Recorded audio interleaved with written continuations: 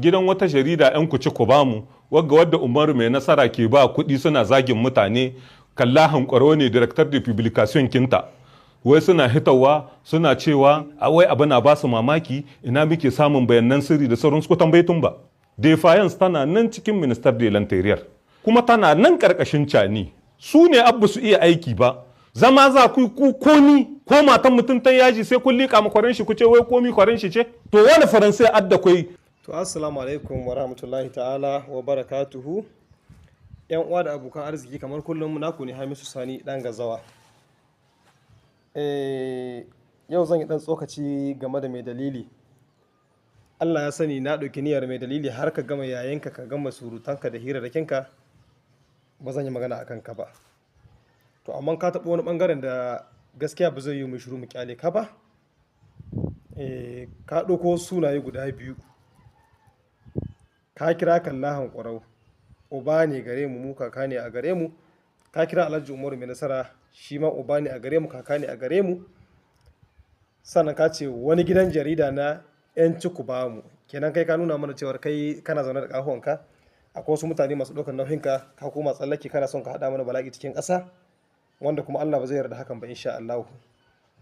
Zan yi kira a gare ka mai dalili, ka san ni na san ka, amma haka ba taɓa hauruwa tsakanin da kai ba. Amma wannan kamar tunatarwa ce za mu yi maka, ko in ce ma jan kunne ko gargaɗi da kai da masu sanya kuna ta wannan abubuwa. Na so a ce kun yi haƙuri. Abinda Allah ya riga ya rubuta bawa dole sai ya karanta shi. Yau tarayya aka yi mu juyin mulki, wannan mutanen da kama sunayensu sun fi ka san wanda aka yi mu juyin mulkin nan, kuma sun fi ka ba da gudunmuwa aka kai inda aka kai. Amma Allah ya riga ya kawo haka mai dalili, kuna nuna mutane kamar kun hijin zahin kujerunku da maslahar ƙasar Nijar. Kuna nuna mutane kun yi ƙaunar kujerunku da maslahar ƙasarmu.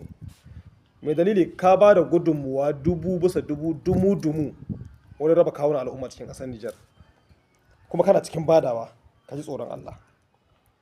Ka samu mutane wanda ba su gane inda aka sa gaba ba, masu ƙaramin tunani irin ka, suna amfani da hirarrakinka, suna ganin kamar gaskiya kake gaya musu.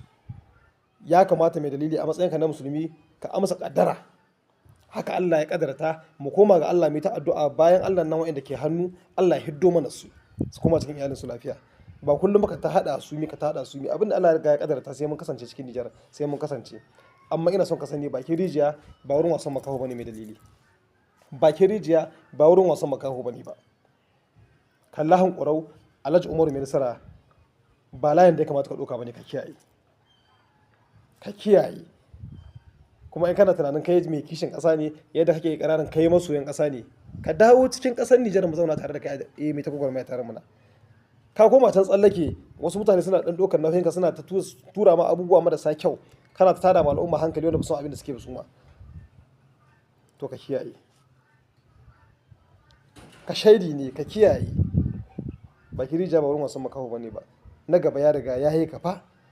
Wannan mutanen da kake magana, duk da yanzu ba lokacin siyasa bane ba, in ka waiwaya baya mai dalili, ya kamata a ce ka tuna wasu abubuwa kai kanka. Haka dai Allah ya kadarta, kuma mun rungum kaddara, mun bar ma Allah. Muna roƙon Allah ya masanya mana da abin da ya fi zama alkhairi, to haka shine alkhairi. Wannan mutanen da ke gabaci, muna roƙon Allah subhanahu wataala ya ba su ikon kamanta adalci su ma. Magabatan mulki hannunsu, kuma Allah ya taɓo mana su ma su hito cikin ƙoshin lafiya. Amma kullum cani ya yi kaza, sojoji sun yi kaza. Ka dawo cikin ƙasa ka ga cikin halin da ake mana mai dalili. Ka kuma tsallake can baka san cikin halin da ake, kana ta turo mutane tashin hankali cikin ƙasa. Akwai abubuwan da ya kamata mu yi magana da dama cikin hirarrakinka, amma saboda ba lokacin magana su bane ba, muna ɗauka su muna ajewa. Lokacin da za mu ƙalubalanci abubuwan dan ka samu al'umma da cikin kai za mu yi magana. Ba kwana muke ba, duk abin da kake muna sauraron ka, muna bibiyar ka, muna ji. Amma alƙawari ne, duk ranar da ka kama sunan magabaci suna yi tuna yi maka magana. Ka kiyaye. Kai awa. Waye mai dalili cikin Nijar? Kai awa. Wani Kallahan Ƙwarau shi ke kaza, Umaru Mai Nasara shi ke kaza. Waye shaida ka, me shaida ka, kawo mana shaida mu gani. Ka kiyaye. Ka kiyaye. Hausawa sun ce in kunne ya ji gangan jiki ta tsira.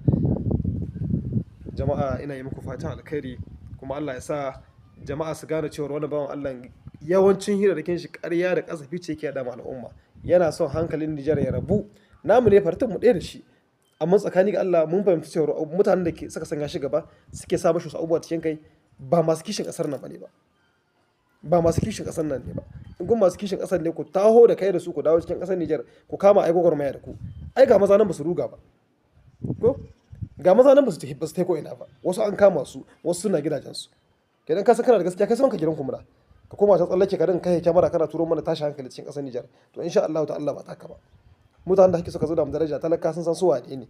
Alhaji Umar mai nasara daga yankin ne da ya hito sawun takalmin